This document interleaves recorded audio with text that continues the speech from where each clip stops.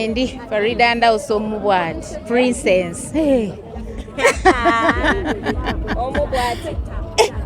Erinnya mumampulidde bubi. Obadde obuzo obadde oli kaliwa.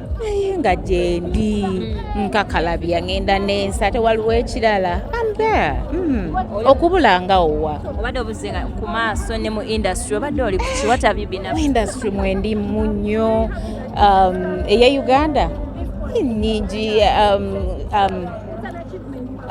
Katrina My Love mwendi tuwaliwo Siri Pal Magic TV Nsibambi. Of course, mwendi nnyo yatandika like 2 weeks back. We talk about Nigeria, of course, from the street, and there are many. There's never video, more 3 of them or 4. Yeah, I'm there. Like kuba sikyali omuntu nti lwentambula n'okutegeeza ensi. I do things on my own pace. Omuyina byowangula ebyo tukweka byoyagala tukubanga surprise. Pose being tulina waliwo ekibiina mu Nigeria. It's a government group like it's all Africa, One Voice in Africa. So I was appointed Faridah Ndawusi, like let me say a coordinator like a Ugandan coordinator or a Ugandan director of that One Voice in Africa. Yeah, it's about movies too. How are we getting together? We see youth. Ababali babonabona babali ku street like ebintu bingi nnyo mu Africa bavubuka ebitutuukako tetulina bwogerero tetulina kituyamba.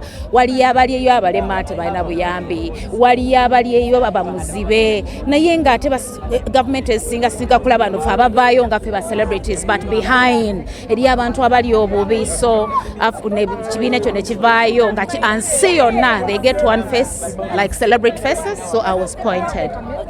At wogera ku Nigeria ntino gyobadde abantu bayi bagamba ntino bakubanninga Nigeria. Nyabo nakomyewo last night natuse kiro saawa 8. Yeah. Tebasobola ekyo kyotebaza Mukama. That is hard. Sinzira bwe neeyisa n'enkolagana yange n'abo abantu. So abaali bagamba ntino bakubanninga Nigeria okuva nnyuma lw'okutabulatabula abazannyi ba firimu baayo. Mutabuzi yenna era ekyo baali bakisomyeko Nigeria ne bakiraba. It's a normal thing omukazi wegombebwa ate naffe twegomba. So I've seen those like baali baddeko closer to me as friends abantu ne bakiraba bulala, you know. So tebasobola kungoba nkwatagana nabo bayinza okumpointinga ku such a thing and it's a government thing, you know. Yeah. Okay. Angate tukyakulaba ng'ozannya ne abazannyi bano ba Van Vika ba Ramsey Noah ba In Edo. What your latest movie zange, one of them which is Boomy from the street. All the faces are there. Ekyo tekisoboka tebaza Mukama. Okyazannyira ddala nabo? Exactly, I do. Emabega bantu baali bakusibyeko ekintu kyobba nti no Faridah y'omu ku bakyala abaagala abavubuka abato. Kirimu stan. Simanyi lwaki abantu bakuliriza ekyo ekintu obuto butegeeza gwe nezaabi mwagala bemusinga emyaka. We don't care kubanga oyo akyogera tasobola kufuna muntu amugjamu. Bwemba omuntu nga mwagadde nga katugambe oba musingako emyaka 2 oba 3, it's not a crime. Abantu bakule balabe those American celebrities bangi babikola bobolaba behind the camera. So bawogera bwogezi naye nga abantu bola batwogerako ebigambo basinga okuba dangerous, basinga ababi bakola ebintu omwenzi my dear. Wana tulaba ebintu bingi nnyo mu mawulire ag'enjawulo. So babijubisa bwoba olabika bulungi, definitely people will come to you, you get lete batulamako buli muvubuka ajja, you know. Nze simanyi bukadde na buto kye butegeeza.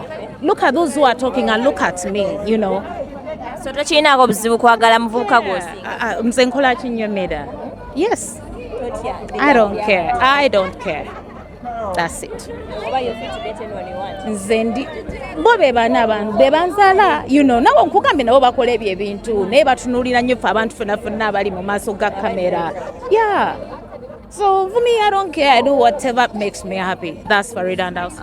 Webakuyita sugar mami babakoze bubi? Oya baba musiru ne bampita I don't care. Naye aba musiru. Sugar mami kitegeeza ki? Omukyala asinga ku muvubuka ng'amuwayo. Tebasoma busomi tebategeera. Awo sijja kuddawo. Proud sugar mommy. Bamanyi. Proud sugar mommy. I don't care, by the way. I give it a Blandy sugar mommy. That's what they say. Blandy proud sugar mommy. Hey. Faridah. Mama nyabo tekisoboka. Jali. Banange yo bagimbuuza kati olusinja oyinza okwogera date ate ne zeeyongera ne bagamba alimba ekyo tukireka. Banno bakulese ku lujja bonna. Nze sidibangako. Abaana fumbirwanga emyaka mito nnyo. Kitegeeza awo era sidibangako. Kati toyina. Nina bebi. Emikolo nina agijja. Mwami Ndawusi yavaayo n'agamba nti nno ye tajja kuddamu kukola mukolo gwonna olw'okubanga bamumenya nnyo omutima. Gwe mukazi eyamumenya omutima. Saamumenya naye twali tweronda twesala nga tweyagala, like it's love, not breaking hearts or whatever they call it. Kweyagala, just love eba nnyingi naye obeera ng'oyagala omuntu. Nange kennyini teyamenya naye I respect. No, naye nze nsigala ne bwe mba nnawenda ze nsigala ngamba is number one. Olowooza lwaki tayagala kuddamu kuwasa mukazi mulala official? Yali okay ya moving adda n'obulamu bwe and I respect it. Era yabagamba erinnya lyange nalikolera so. Would you go back to Ndawusi if is there any chance? There no. Why not? Auntie baby. Baby. Baby omuto.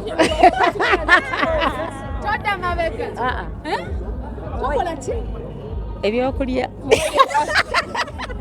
Mwami baby wange definitely alwa.